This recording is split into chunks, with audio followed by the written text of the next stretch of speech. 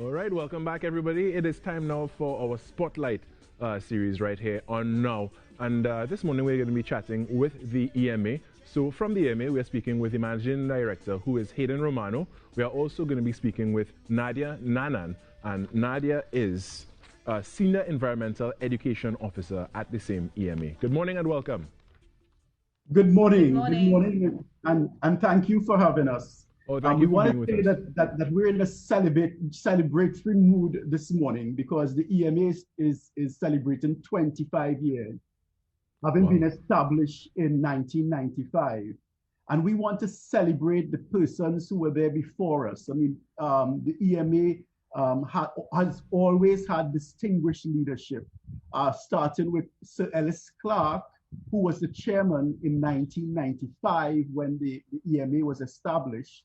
And we had other distinguished people like Professor John Agard, Vincent Moore, Professor Daya Narayan Singh, Alan Bechan, and today we have a woman chairman in NADRA, Natai Gyan, who has been here since 2016.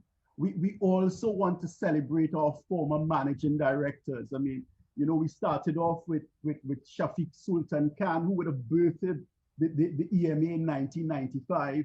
And then we had Dave McIntosh, who replaced the only foreigner, a Canadian, Patrice Libola, who would have been there for a short period in 1995.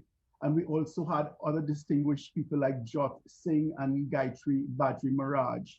So we want to celebrate 25 years of the EMA, and we also want to celebrate our committed, dedicated, and passionate staff. And we actually have people who have been there for 25 years.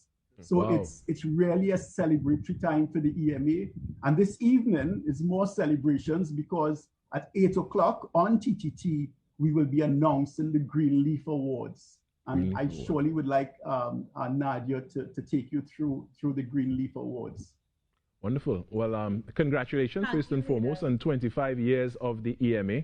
And now let's find out from Nadia about the Greenleaf Awards. Okay. Thank you again. So the EMA held its first Greenleaf Awards in 1998. So this really is a forum to honor those who would have made significant contributions to environmental management and sustainable development in Trinidad and Tobago, or may have succeeded in bringing pressing issues to the forefront, whether it be locally or internationally.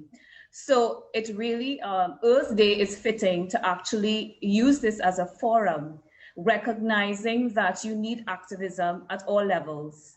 So the Greenleaf Awards actually has several categories. So it shows the scope and the inclusivity of those who apply. So you have categories such as individual, private sector, public sector, the civil society groups such as CBOs and NGOs, agriculture. And because we are celebrating our 25th anniversary, in 2020, we introduced a new category, and that is for individuals who would have succeeded in bringing or contributing to environmental management and sustainable development for 25 years or more. So that is a significant category that we thought we should have recognized in celebration of the 25th anniversary. So nominations for the Greenleaf Awards actually started in January. And of course, because of COVID, we have had to extend the deadline. So it actually closed on September 30th. And we are quite happy that we had our steering committee who stuck it out with us, because for the first time in the history of the GLA, we had to conduct the evaluations virtually. So I just want to say a special thank you to, it is a multi-stakeholder committee consisting of individuals from various government entities, as well as from our civil society groups as well. So we had, for example, representatives from the Council of the President of the Environment, our line ministry, the Ministry of Planning and Development, and other agencies such as the EMA, Swim Call. The UN representative was from the Global Environment Facility Small Grants Program. So we just want to say a special thank you.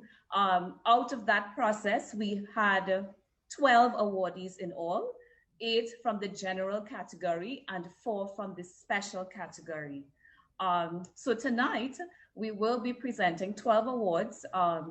In the general category, there are 4 merit awardees, and this is presented to those whose projects would have been deemed worthwhile and worthy of special recognition. So just to simplify, it's like the runner-up to the GLA. And of course, the GLA would be awarded to those who had made a significant, outstanding contribution to environmental management and sustainable development in Trinidad and Tobago. And to get the members of the public involved, we introduced a People's Choice Award. So we would have posted videos on the 8 finalists in the general categories, and the video receiving the highest number of likes and views would have been awarded the People's Choice. So, I mean, that adds to the suspense this evening. That will be announced at the prize giving, being aired on TTT at 8 p.m. tonight. Wonderful, wonderful. Now, for 25 years, the EMA has done a lot of work, I would presume, and but there are still those who don't know exactly what the EMA does. So tell us a little more about the role and the function of the EMA, Hayden. I think,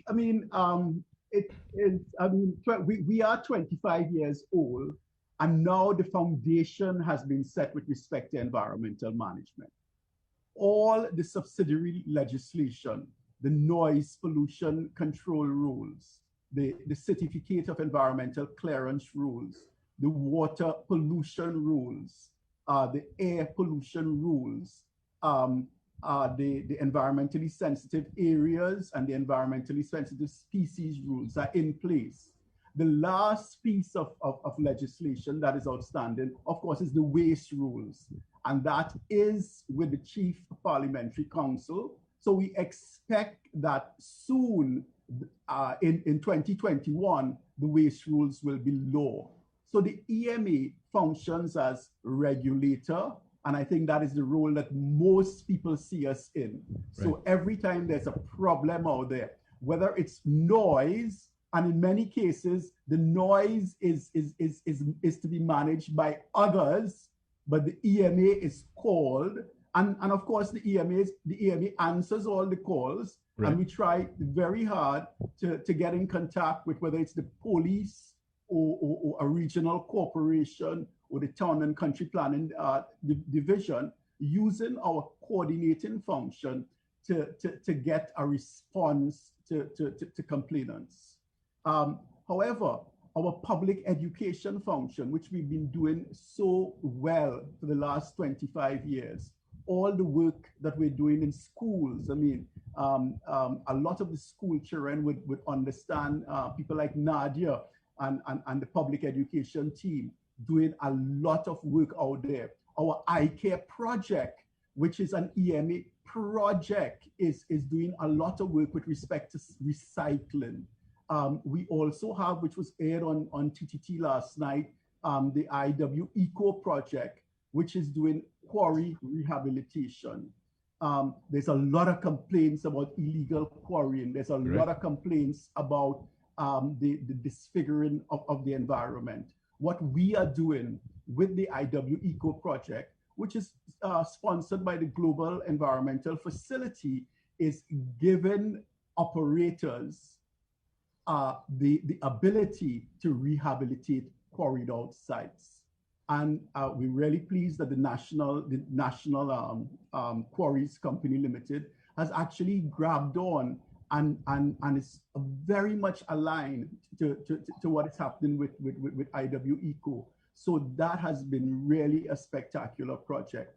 We've also recently completed an ecological risk assessment of the Gulf of Paria, which is really a first-time project where we were actually looking to see what are the challenges in the Gulf area.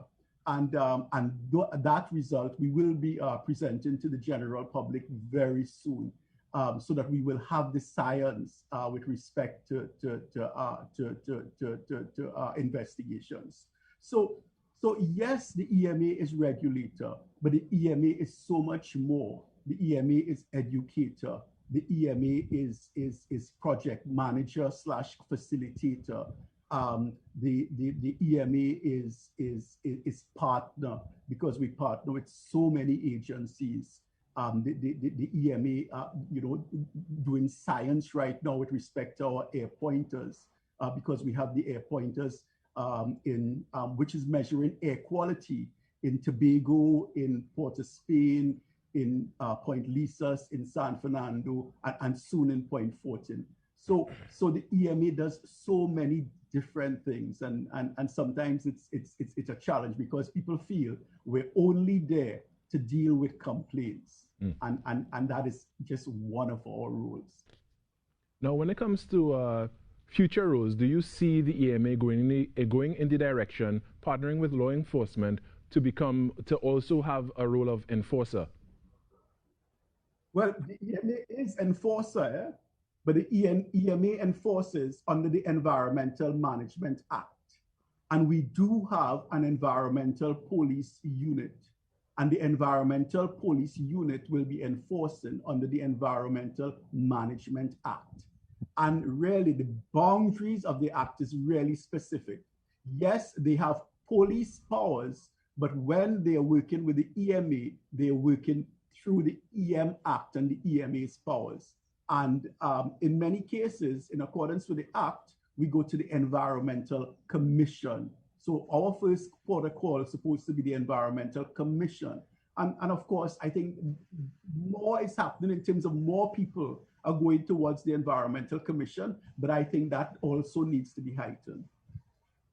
Agreed 100%, because we do see in many cases individuals, even businesses and companies still irresponsibly disposing of waste. Well, not even disposing, they're just leaving it right there, to cause more harm to the environment and to the public as well. What can we do as individuals if we were to witness that type of action by businesses, by individuals? What can we do, with regard to the act that is in place and the EMA that enforces that act? Well, I think the first thing we need to do, because if somebody's littering, because remember there is a litter act, and people need to report companies and individuals to the regional corporation or the police to enforce the litter act. I think in many cases the challenge is that you don't know exactly who's done it, so you need to see the person littering to enforce the law, and I think that's in many cases where the challenge comes. But the EMA really, until the waste rules are important, and the waste rules is not really for litter. The waste rules is to regulate company waste. I mean, because there are thresholds when the waste rules are put into place. So Litter Act is what deals with waste, and I'm sure there are other pieces of legislation. Similarly, with the noise, I mean, the pieces of legislation really is the Summary Offences Act, and that is what the police is supposed to be enforcing noise pollution with. Right, wonderful. Now you mentioned earlier, Nadia, that you're involved in education through the school program you have as well. Are you also engaged in educating adults? Because it seems that many adults still need education when it comes to the environment. Okay, yes, so the EMA is one of our core functions, and we are mandated to implement programs, develop and implement programs across the board. So from preschool age straight up to adults, and we also categorize it according to different sectors. So we'd have programs that will target schools and other educational institutions But then there are programs that would also target the corporate sector and industries, recognizing that they are a core stakeholder with respect to the regulation part of it. And then, of course, there is the general public who, through their everyday practices, need to have a basic understanding of their impact and their actions on the environment. And that really is the genesis of environmental education, where you get them from a point of being aware of issues, having an informed way of understanding those topics, and then feeling empowered to act in a positive way. So that is why days like Earth Day are very important, because it acts as a motivator, a mobilizer to bring greater understanding and propel that action. And back to you, Hayden. Let's speak a little bit about the future. As it is already known, Trinidad has one of the highest carbon waste per capita, the carbon footprint, rather, per capita in the world. When it comes to the future plans of the EMA, is there anything in blueprint or anything in the works right now to have recycling be a more widespread part of our practices here in Trinidad and Tobago, as mandated by any of the acts or any of the future plans of the EMA? Well, of course. I mean, the future really depends on us. I mean, we have to take responsibility, all of us, for the future. With respect to recycling, the expectation is that the iCare project, which is a collection project and really paving the way for recycling culture, will continue and will ensure that we move to a more circular economy, where reuse is part of our daily lives. And the expectation is that hopefully we will see some developments with respect to recycling during the course of this year. The other thing that is happening is energy efficiency and the change of energy to renewables, and we're seeing those projects come into fruition.